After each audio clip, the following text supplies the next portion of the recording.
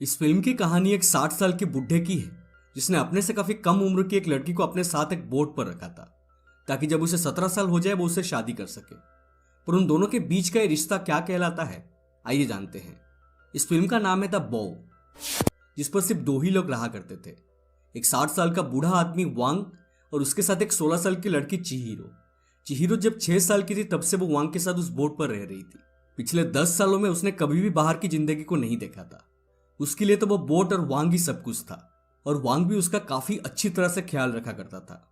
वांग के बोट पर हमेशा कुछ टूरिस्ट फिशिंग करने के लिए आया करते थे। इसी तरह एक दिन कुछ टूरिस्ट वांग की बोट पर फिशिंग करने के लिए आते हैं। उनमें से एक की नजर चिहिरो पर पड़ती है और वो उसके साथ बदसलूकी करने लगता है। चिहिरो को इन सब बातों के बारे में कुछ भी नहीं पता था, इसलिए वो उन्हें कुछ भी नहीं कहती है। पर तभी एक सनसनाटा हुआ तीर टूरिस्ट के पास आकर गिरता है जिसे वांग ने मारा था।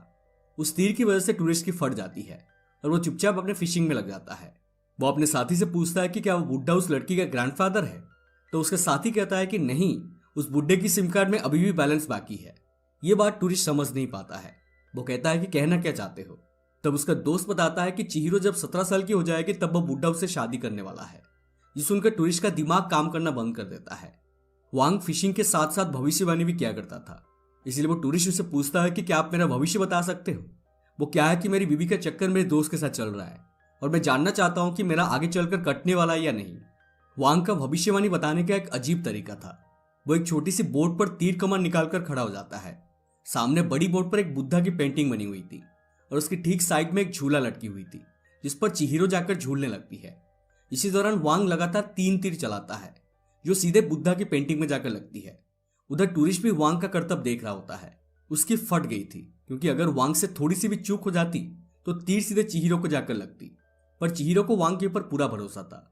इसके बाद चिहिरो वांग के कान में कुछ कहती है और वांग वही बात उस टूरिस्ट के कान में जाकर फुसफुसा देता है, जिससे सुनकर उस टूरिस्ट का मुंह लटक जाता है। शायद उसका कटना तय था। अगले सीन में हम वांग को देखते हैं जो कि हर रोज गुजरते हुए दिन के साथ कैलेंडर में अपनी शादी के दिन गिनने में लगा हुआ था। वो काफी खुश था क्योंकि अगले महीने की 12 तारीख को चिहिरो को 17 साल होने वाली है और उसके बाद वो उसके साथ शादी करने वाला था। इसके लिए वो अपनी छोटी सी नाव में सवार होकर बाजार से शादी के कपड़े वगैरह भी खरीद कर ले आया था। पर उसने चिहिरो को वो सब नहीं दिखाया और चुपचाप एक अलमारी में सब कुछ छुपा दिया। कुछ दिनों बाद फिर से 2 टूरिस्ट बोट पर फिशिंग करने के लिए आते हैं, पर फिशिंग छोड़कर सेल्फी लेने में बिजी हो जाते हैं।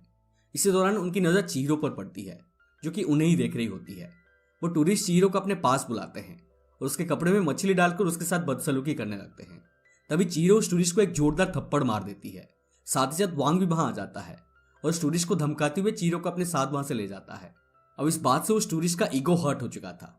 अब वो दोनों मिलकर चिहिरो को सबक सिखाने का फैसला करते हैं। इसके बाद जैसे ही उन्हें मौका मिलता है वो दोनों मिलकर वांग को रस्सी से बांध देते हैं और चिहिरो को ढूंढने लगते हैं।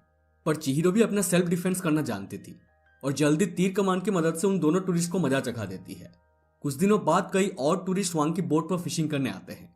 उनमें से एक सियोंग नाम का एक यंग लड़का भी था जो कि अपने फादर के साथ आया हुआ था। चिहिरो को पहली नजर में ही सियोंग से प्यार हो जाता है और यह बात वांग को जरा भी पसंद नहीं आती है। चिहिरो सियोंग के पास जाती है जो कि हेडफोन लगाए हुए टोनी कक्कड़ के गाने सुनने में मग्न था। तभी चिहिरो की एक्साइटमेंट को देख सियोंग उसे अपना हेडफोन दे देता है और चिहिरो भी टोनी कक्कड़ के गाने सुनने में बिजी हो जाती है। इसी दौरान सियोंग उसे उसके बारे में पूछने की कोशिश करता है पर चिहिरो को कुछ भी सुनाई नहीं दे रहा था। तभी वांग वहां आता है और हेडफोन को कोने में फेंक चिहिरो को अपने साथ ले जाता है। रात को बोट पर टहलते हुए सियोंग की नजर चिहिरो पर पड़ती है जिसे वांग अपने हाथों से नहला रहा था। चिहिरो भी सियोंग को देख लेती है और मुस्कुरा देती है।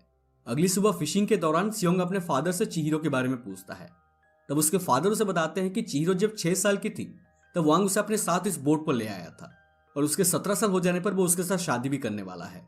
चिहिरो के बारे में वो सब जानकर सियोंग को बहुत बुरा लगता है। इसके बाद उसके फादर वांग से उसका भविष्य बताने के लिए कहते हैं। वांग भी पहले की तरह बुद्धा की पेंटिंग पर तीर चलाकर सियोंग के फादर को उसका भविष्य बता देता है। पर जिस तरह से वांग चिहिरो का इस्तेमाल कर रहा था उसे देखकर सियोंग को वांग के ऊपर बहुत गुस्सा आता है, पर उसके हाथ में कुछ भी नहीं था।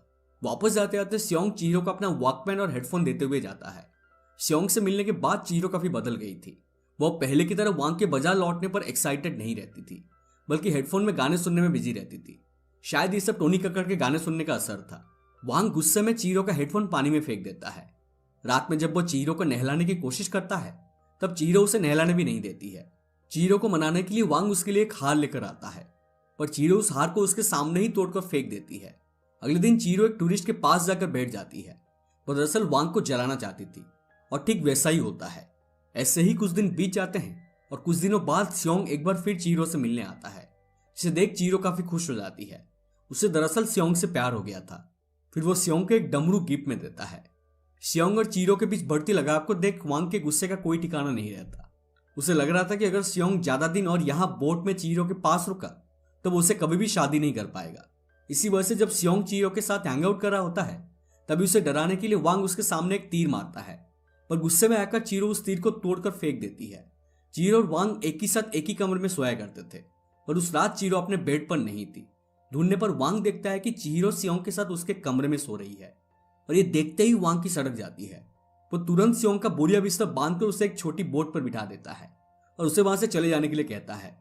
जाते आते सियोंग कहता है कि तुम जो चीरो के साथ करने वाले हो वो मैं होने नहीं दूंगा। तुमने इसे इतने सालों से अपने साथ एक बंदी की तरह रखा हुआ है, पर जल्दी इसके पेरेंट्स को मैं ढूंढ कर यहां से ले जाऊंगा। और इतना कहकर सियोंग वहां से चला जाता है। उसके पीछे पीछे चीरो भी भागने की कोशिश करती है, पर वांग उसे पकड़ लेता है। कुछ ही दिनों बाद सियोंग वापस वांग के बोर्ड पर आता है और उसे एक पोस्टर दिखाता है जिसमें चिहिरो के पेरेंट्स उसके लापता होने की खबर छपवाई थी। सियोंग चिहिरो को उसके पेरेंट्स के बारे में बताते हुए कहता है कि तुम्हें तुम्हारे पेरेंट्स अभी भी ढूंढ रहे हैं, तुम्हें मेरे साथ चलना होगा। तुम अपनी पूरी जिंदगी इस बुड्ढे के साथ इस बोट पर नहीं रह सकती। इस बुड्ढे ने किडनैप करके तुम्हें अपने पास रखा हुआ है। चिहिरो सियोंग की बात को समझने की कोशिश कर रही थी, पर इतने में ही वांग को गुस्सा आ जाता है और वह अपने तीर कमान से सियोंग को मारने ही वाला होता है कि तभी चिहिरो बीच में आ जाती है। अब क्योंकि वांग भी चिहिरो से बहुत प्यार करता था इसलिए वो अपने तीर नीचे कर देता है। सियोंग की वजह से चिहिरो में काफी बदलाव आ गए थे। रात में सोते समय वांग उसे गले लगाने की कोशिश करता है, पर चिहिरो उसे थप्पड़ लगाकर वहां से चली जाती है। अगले दिन बोट के इंजन को ठीक करते समय वांग के सर पर चोट लग जाती है, जिसे देखकर चिहिरो मदद करने के लिए उसके पास जाती है, पर वांग उसे मदद करने नहीं देता बल्कि उसे 4-5 थप्पड़ लगा देता है। चिहिरो को रोता देख सियोंग तुरंत उसके पास आता है और उसे वांग से बचा लेता है। इसके बाद वो वांग से उसका फ्यूचर बताने के लिए कहता है ताकि उसे पता चल पाए कि चिहिरो की शादी उसके साथ होगी या फिर वांग के साथ। वांग राजी हो जाता है और हमेशा की तरह झूलते हुए चिहिरो के बीचों बीच एक तीर चलाता है, पर आखिर तीर को चलाते हुए वांग के हाथ कांप रहे थे, जिसे देख सियोंग को लगा कि कहीं गुस्से में होने की वजह से वांग चिहिरो के ऊपर ही तीर न चला दे। इसलिए वो जानबूझकर झूले की रस्सी को खींच देता है, जिससे चिहिरो पानी में गिर जाती है। थोड़ी देर बाद चिहिरो वांग के कान में कुछ फुसफुसा देती है, जिसे सुन वांग अपने कमरे में जाकर अपनी शादी के सारे कपड़े वगैरह बाहर फेंक देता है। अगले दिन चिहिरो सियोंग के साथ एक बोट पर जा रही होती है, पर बोट आगे नहीं बढ़ पा रही थी। तभी चिहिरो की नजर बोट से बंधी एक रस्सी पर पड़ती है, जिसकी आखिरी चोर को वांग ने अपने गले में डाली हुई थी। वो सुसाइड करना चाहता था क्योंकि चिहिरो के सिवा उसका इस दुनिया में कोई भी नहीं था और वो भी उसे अकेला छोड़कर जा रही थी। चिहिरो को भी ये बात समझ में आ चुकी थी और वो दोनों एक दूसरे को हक करके रोने लगते हैं। सियोंग भी ये सब देख रहा था, पर वो समझ नहीं पा रहा था कि आखिरकार उन दोनों के बीच का रिश्ता क्या कहलाता है। कुछ देर बाद वांग और चिहिरो एक दूसरे को शादी के कपड़े पहनाते हैं और सियोंग के सामने ही दोनों शादी के बंधन में बन जाते हैं।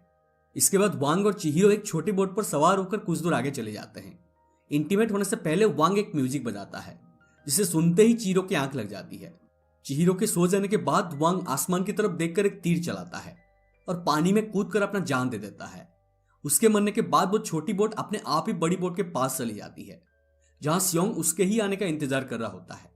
सियोंग देखता है कि चिहिरो नींद में ऐसा बिहेव कर रही है जैसे किसी के साथ वो इंटीमेट हो रही हो। वो उसे जगाने की काफी कोशिश करता है, पर चिहिरो का खुद के शरीर पर कंट्रोल नहीं था। तभी वांग ने मरने से पहले जो तीर छोड़ा था वो सीधे चिहिरो के पैरों के बीचों बीच जाकर गिरता है और वहां से खून बहना शुरू हो जाता है, मानो चिहिरो को चरम सुख प्राप्त हो गया हो। फिर वो सियोंग के साथ छोटी बोट पर बैठकर वहां से जाने लगती है। लेकिन आश्चर्य की बात यह थी कि उसके पीछे पीछे बड़ी बोट भी अपने आप आ रही थी, जिससे कि वांग की आत्मा उसे चला रही हो। पर जैसे ही चिहिरो उस बड़े बोट की तरफ देखकर बाय करती है, वो बोट धीरे धीरे समुद्र की गहराइयों में डूब जाती है। और दोस्तों, इसी के साथ ये खूबसूरत मूवी भी यहीं पर खत्म हो जाती है। तो ये थी द बॉ की पूरी कहानी। उम्मीद करता हूं कि आपको ये एक्सप्लेनेशन पसंद आई हो। अगर पसंद आए तो प्लीज हमारे वीडियो को लाइक करें, शेयर करें और हमारे चैनल को सब्सक्राइब करके हमें सपोर्ट कीजिए। और साइड वाला बेल आइकन को भी दबा दीजिए, क्योंकि हम ऐसे ही इंटरेस्टिंग एक्सप्लेनेशन लाते रहते हैं। मिलते हैं अगले वीडियो में, तब तक stay safe and take care.